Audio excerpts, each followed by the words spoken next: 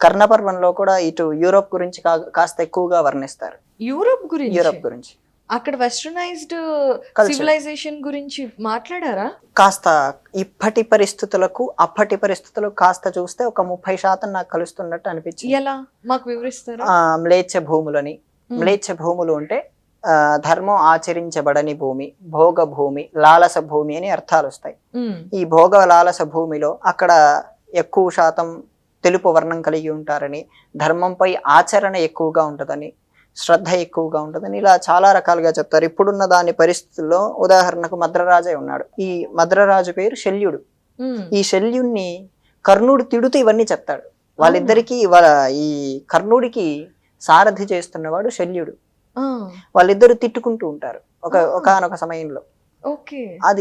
అదేంటంటే ఆ సందర్భాన్ని ధర్మరాజు వరంగా అడుగుతాడు ఎవరిని, శల్యుణ్ణి. ఎందుకంటే కర్ణుడు చాలా బలవంతుడు. ఎంత బలవంతుడు అనేటువంటి దానికోసమే ధర్మరాజు 13 సంవత్సరాల అరణ్యవాసంలో భయపడుతూనే ఉంటాడు. ఒకవేళ కర్ణుడితో యుద్ధం వస్తే మేం తట్టుకోగలమా అని భయం.